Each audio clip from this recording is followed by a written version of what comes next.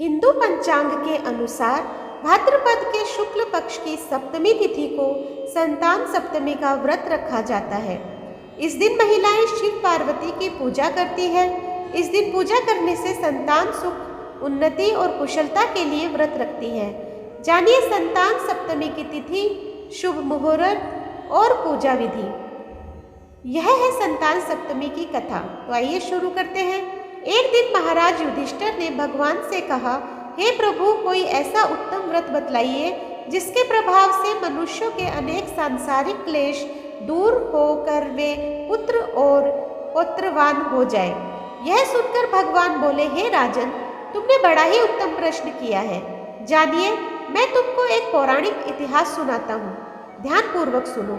एक समय लोमय ऋषि व्रजराज की मथुरापुरी में वसुदेव देवकी के घर गए। ऋषिराज को आया हुआ देख करके दोनों अत्यंत प्रसन्न हुए तथा उनको उत्तम आसन पर बैठाकर उनका अनेक प्रकार से वंदन और सत्कार किया। फिर मुनि के चरणोदक से अपने घर तथा शरीर को पवित्र किया। वह प्रसन्न होकर उनको कथा सुनाने लगे।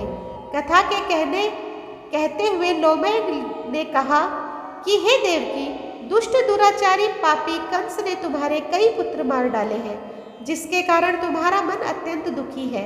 इसी प्रकार राजा नहुष की पत्नी चंद्रमुखी भी दुखी रहा करती थी, किंतु उसने संतान सप्तमी का व्रत विधि विधान सहित किया, जिसके प्रताप से उनको संतान का सुख प्राप्त हुआ।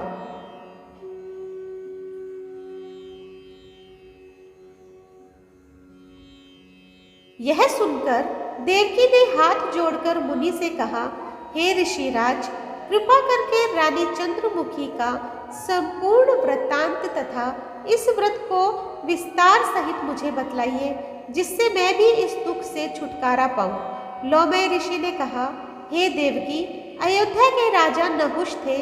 उनकी पत्नी चंद्रमुखी अत्यंत सुंदर थी। उनके नगर में विष्णुगुप्त नाम का एक ब्राह्मण रहता था। उसकी स्त्री का नाम भद्रमुखी था। वह भी अत्यंत रूपवती सुंदरी थी।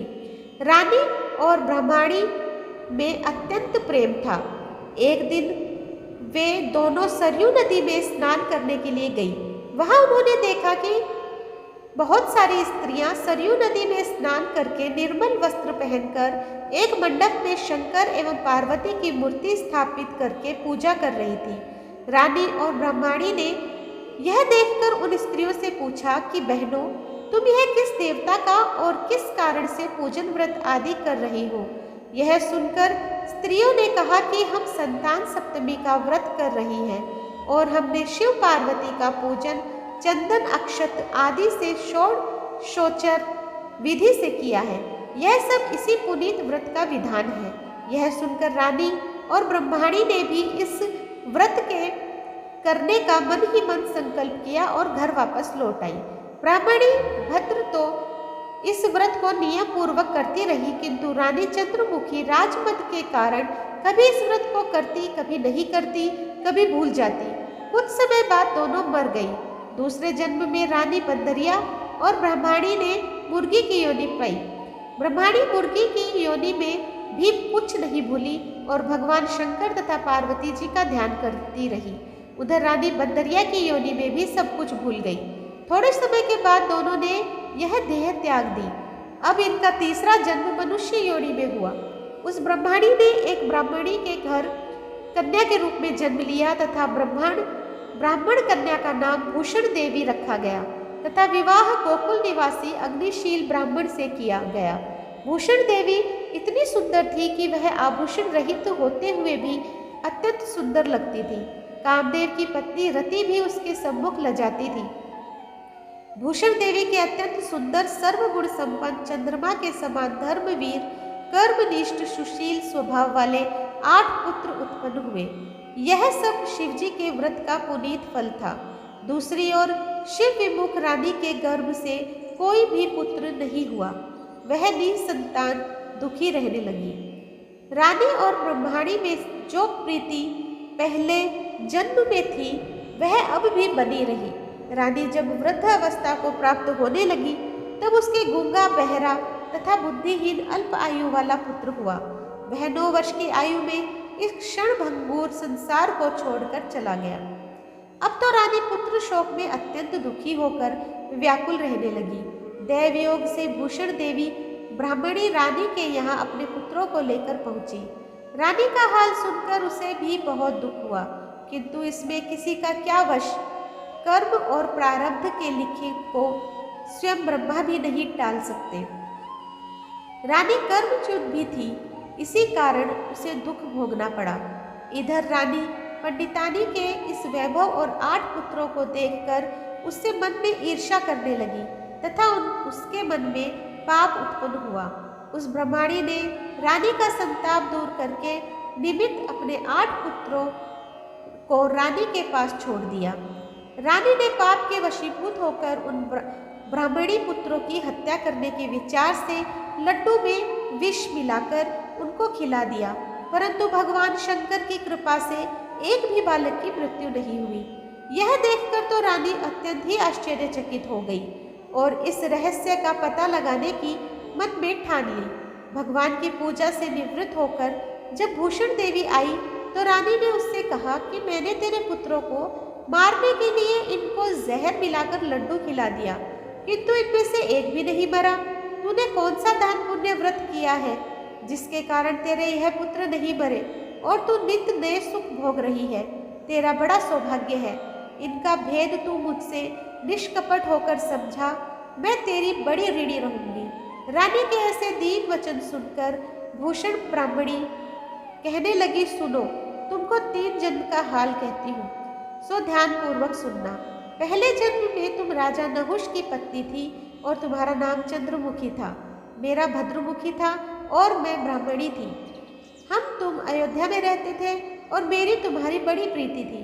एक दिन हम तुम दोनों सरयू नदी में स्नान करने गए और दूसरी स्त्रियों को संतान सप्तमी का उपवास शिव जी का पूजन अर्चन करते देख कर हमने इस उत्तम व्रत को करने की प्रतिज्ञा की थी, किंतु तुम सब भूल गई और झूठ बोलने का दोष तुमको लगा, जिसे तू आज भी भोग रही है।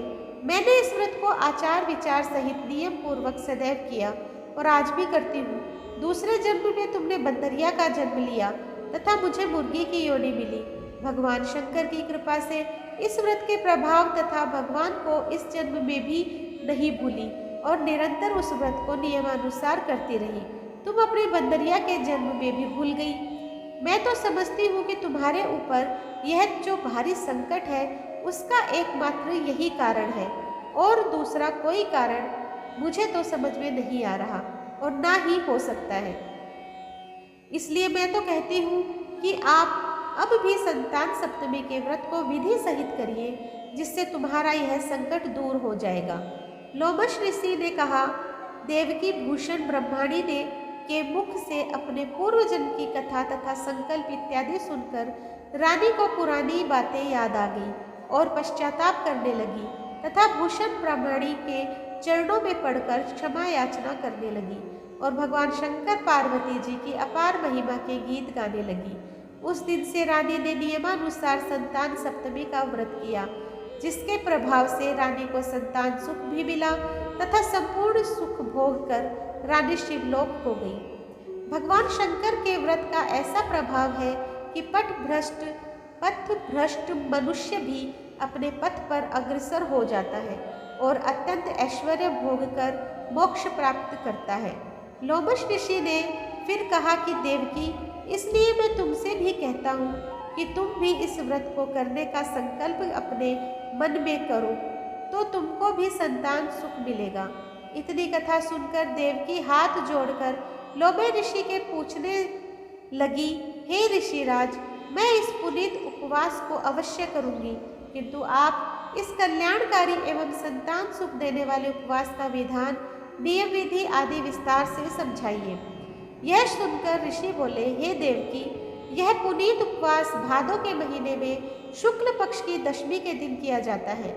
इस दिन ब्रह्म मुहूर्त में उठकर किसी नदी अथवा कुएं के पवित्र जल में स्नान करके निर्मल वस्त्र पहनने चाहिए। श्री शंकर भगवान तथा जगदम्बा पार्वती जी की मूर्ति की स्थापना करें।